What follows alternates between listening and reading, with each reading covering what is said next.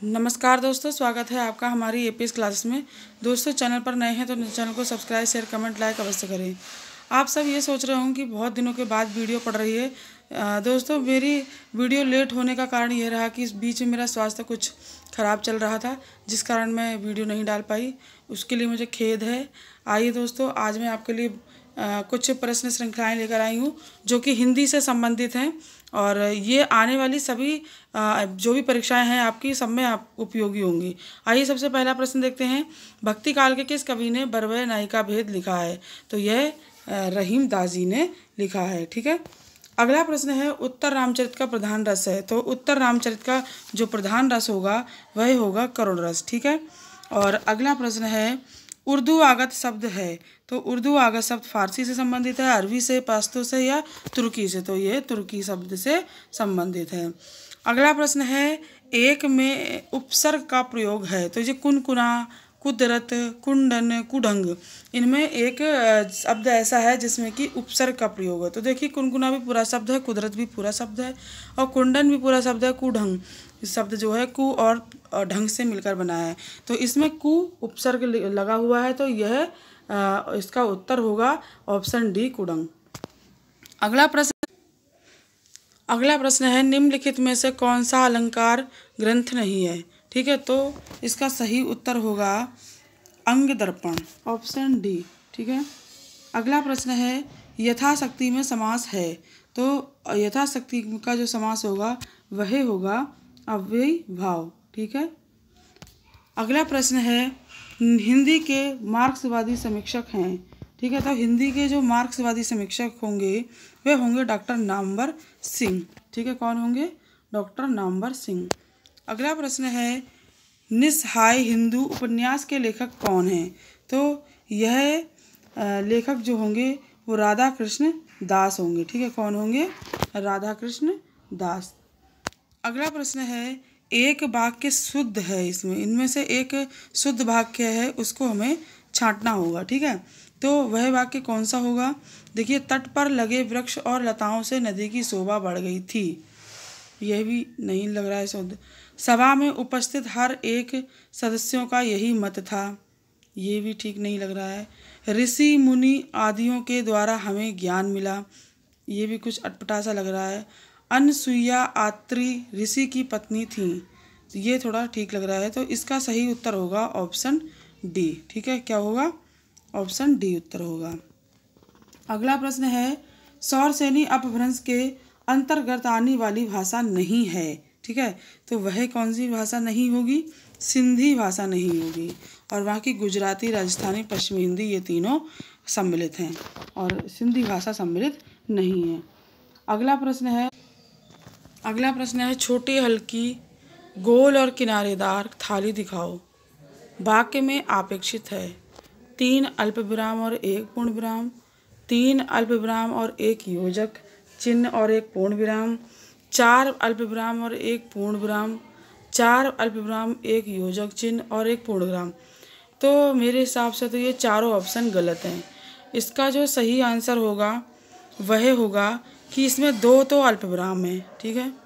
और इसमें 2 तो हैं अल्पविराम और 1 है पूर्ण विराम। ठीक है। देखिए, 2 तो हैं इसमें अल्पविराम, और 1 है इसमें पूर्ण विराम। ठीक है। अगला प्रश्न है, हिंदी में मुक्त छंद के प्रवर्तक कवि हैं? तो हिंदी में जो मुख्य प्रवर्तक कवि हैं वह हैं निराला। ठीक है। कौन है? निराला। अगला प्रश्न है, रचनाकार जोपम कथा पुस्तक का संबंध किससे है? तो यह संबंध जो है वह है वज्र यानी सिद्ध से। ठीक है। किससे है? वज्र यानी सिद्ध से, ऑप्शन बी। अगला प्रश्न है, निश्चय शब्द में कौन सा संधि है? तो निश्चय शब्द है वह बना है निहि प्लस चय से। ठीक है। तो ये आपस में मिलकर बन गया निश्चय। तो इसमें क्या होगा? इसमें विसर्गें लगी हुई हैं। जब हम अलग करेंगे निश्चय को तो निहि प्लस चय हो जाएगा। तो मतलब जो आधा सा है वो हट जाएगा और उसकी जगह पे विसर्ग लग जाएंगे। तो ये है विसर्ग संधि। ठीक है। क्या है? विसर्ग संधि। अगला है, मरने के लिए तैयार हो जाना अर्थ देने वाला मुहावरा है। ठीक है। तो यह मुहावरा जो होगा वो होगा सिर पर खून सवार होना, सिर पर भूत सवार होना, सिर पर कफन बांध लेना, आंखों में खून उतर आना। तो इसका सही जवाब होगा ऑप्शन सी, सिर पर कफन बांध लेना। ठीक है, अगला प्रश्न है किस वाक्य में एक वचन का प्रयोग हुआ है। ठीक है, तो हमें बताना है कि इसमें एक वचन वाला शब्द कौन सा है जिसमें एक वचन का प्रयोग हुआ है। तो देखिए, लड़के बोले, लड़के ने कहा, लड़कों ने कहा, लड़के ने लड़कों से कहा। ठीक है, तो इसका जो सही आंसर होगा वो होगा, क्योंकि बाकी तो सब बहुवचन लग रहे हैं, सिर्फ एक ऑप्शन बी है जो कि एक वचन लग रहा है। तो इसका सही आंसर होगा ऑप्शन बी। अगला है 10 कुमार चरित्र के रचनाकार हैं। ठीक है, तो दंडी, माघ, बाणभट्ट, कालिदास। ठीक है, तो इसका सही उत्तर होगा दंडी। ठीक है, जो 10 कुमार चरित्र है उसके जो रचनाकार है वो हैं दंडी। अगला प्रश्न है कुछ पंक्तियां दी गई हैं जिसके हमें लेखक का नाम बताना है। शैशव के सुंदर प्रभात का मैंने नव विकास देखा, यौवन की मादत लाली में यौवन का हुलास देखा। पंक्तियां किसके द्वारा लिखी गई हैं हमें ये बताना है। हरिवंश राय बच्चन के द्वारा लिखी गई हैं, भगवती चरण वर्मा के द्वारा लिखी गई हैं, कि विद्यावती कोकिल के द्वारा लिखी गई हैं, या फिर सुभद्रा कुमारी चौहान के द्वारा लिखी गई हैं। तो इन चारों ऑप्शनों में से जो सही आंसर होगा वह होगा सुभद्रा कुमारी चौहान। ठीक है, अगला प्रश्न है पंक्तियां दी गई हैं जब ते इतले घनश्याम सुजान, अचानक ही बल संग सिधार कर पए, मुख चंद धरे सजनी नित सोचती, तू कहा मन मारे। प्रस्तुत पंक्तियों में किस संचारी भाव का उल्लेख किया गया है। ठीक है, तो हमें इसमें संचारी भाव बताना है। ठीक है, तो संचारी भाव जैसे कि दिख ही रहा है कि इसका संचारी भाव क्या होगा, स्मृति होगा। क्या होगा, स्मृति, मोह, ग्लानि, वितर्क, स्मृति। तो हमें इन चारों ऑप्शनों में जो सबसे सही आंसर लग रहा है वह होगा स्मृति। अगला प्रश्न है कान पर जूं न रेंगना मुहावरे का सही अर्थ क्या है। तो कान के पास धीरे से कहना, कान के निकट नहीं सुनाई देना, कान के जूं वालों तक जाते हैं, बिल्कुल ध्यान न देना। तो इसका सही उत्तर होगा बिल्कुल ध्यान ना देना। ठीक है, आगे प्रश्न है तावे के कीड़े नामक लघु नाटक के लेखक कौन है। ठीक है, तो जो तावे के कीड़े हैं उस नाटक के लेखक का नाम हमें बताना है।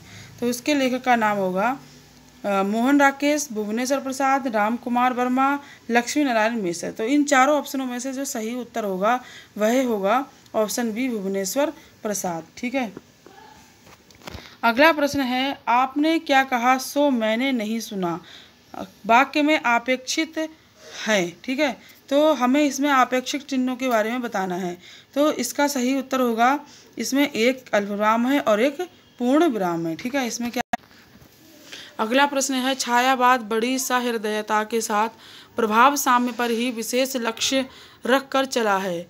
छायावाद के संबंध में यह कथन किसका है। ठीक है, तो हमें ये बताना है कि किस राइटर से संबंधित ये कथन किस राइटर का है।